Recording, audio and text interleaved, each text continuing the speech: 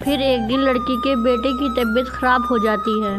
इतना ज़्यादा बुखार था उसे कि वो नानी के घर ही था। फिर ये लड़का अपने बेटे को वहाँ से ले आता है अपने घर और लपटा के उसे सुलाने की कोशिश करता है। तो उसका लड़का अजीब बर्ताव करता है, कहता है कि नहीं, मैं आज से आपके पास नहीं सोऊंगा। लड़का पूछता है कि क्यों बाबा, तुम मेरे साथ क्यों नहीं सोना चाहते? कहता है कि नहीं, आज से मैं अकेला सोऊंगा, मैं आपके पास नहीं सोऊंगा, मैं आपके करीब नहीं सोना चाहता। ऐसे करके वो अकेला जाके सो गया। लड़का लड़की हस्बैंड वाइफ दोनों परेशान थे कि इसे क्या हो गया है। फिर उन्होंने सोचा कि शायद ये बुखार की वजह से ऐसी बहकी बहकी बातें कर रहा है, ठीक हो जाएगा तो सब ठीक होगा। दूसरे दिन उठे तो अल्हम्दुलिल्लाह लड़का बिल्कुल ठीक हो गया था, अच्छा हो गया था, खेल कूद रहा था। लेकिन लड़की की तबीयत ख़राब हो गई, उसे बुखार आने लगा। तो ये लड़का उसे उसकी अम्मी के पास छोड़ आया, कहा कि तुम अपनी अम्मी के यहाँ रेस्ट करो।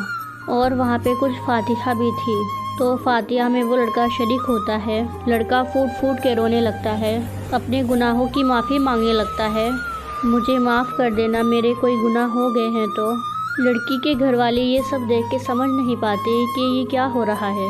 सैलानी बाबा के फातिहा में वो सर झुका के अपने गुनाहों की माफ़ी मांगता है, रोता है बहुत ज़्यादा।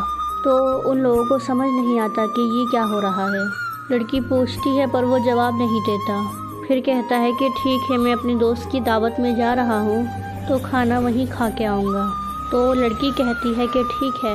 वो जाता है, दावत अटेंड करता है और जब खाना खा के वापस आता है तो कहता है आज हम तुम्हारी अम्मी के घर ही रुकेंगे, हम अपने घर नहीं जाएंगे।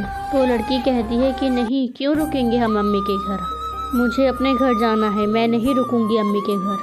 उसके बाबा मनाते हैं, उसकी अम्मी मनाती है, फिर भी वो लड़की नहीं रुकती, कहती है कि नहीं, मुझे अपने घर जाना है। लड़की लड़का अपने घर आ जाते हैं अपने बच्चों को लेके, लेकिन बच्चे सो जाते हैं।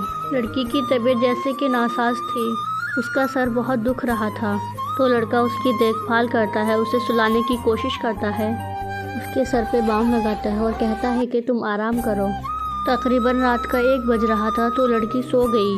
वो दिन लड़की की लाइफ का बहुत बुरा दिन था, बहुत ही बुरा दिन। इसने जो सोचा भी नहीं था इसके साथ वो होने वाला था। लड़की को जिस बात का डर था, जिस चीज़ की हैबत थी, शायद वो सच होने वाली थी, क्योंकि उसी दिन इस लड़की की तबीयत ख़राब थी और वो सो रही थी। उसे सुला के उसका शौहर बाहर चला गया, क्योंकि उसे बहुत ज़्यादा घबराहट हो रही थी, इतनी ज़्यादा बेचैनी हो रही थी कि अपनी वाइफ को उठाने के बारे में सोच भी नहीं रहा था। क्यों? क्योंकि उसकी तबीयत ख़राब थी और वो उससे इतनी मोहब्बत करता है कि उसे तकलीफ़ नहीं देना चाह रहा था। तकरीबन सुबह के 4 साढ़े 4 हो रहे थे, तब वो आता है और अपनी बीवी को उठाता है, कहता है कि मुझे बहुत बेचैनी हो रही है, मेरी तबीयत बहुत ज़्यादा ख़राब हो रही है, मुझे समझ नहीं आ रहा कि मैं क्या करूं। तब लड़की उस पर बहुत ज़्यादा गुस्सा करती है, आपसे कहा था कि कहीं और जाके खाना ना खाएं, लेकिन आप सुनते नहीं हो, लेकिन आपने फिर भी खाना खाया। देखो आपकी तबीयत ख़राब होगी, खुद भी परेशान हो रहे हो और मुझे भी परेशान कर रहे हो।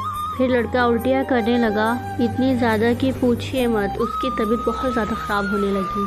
लेकिन उस पर भी वो अपनी बीवी को कहता है कि तुम्हारी तबीयत ठीक नहीं है, तुम बैठो आराम करो, ये उल्टी जो भी है मैं साफ़ करता हूँ। और वो खुद साफ़ करने लगा। पर लड़की बेचैन हो रही थी, कह रही थी कि तुम हटो, क्यों नहीं समझते हो, मैं करती हूँ। लड़का कहता है कि नहीं, मैंने गंदा किया है, मैं साफ़ करूँगा, तुम बैठो, तुम्हारा सर दुख रहा है। ऐसे तैसे करके सुबह के 5 बज जाते हैं और लड़का कहता है कि मेरी तबीयत अब ठीक है, एक काम करो, तुम सो जाओ, क्योंकि लड़की की तबीयत बहुत ज़्यादा ख़राब थी।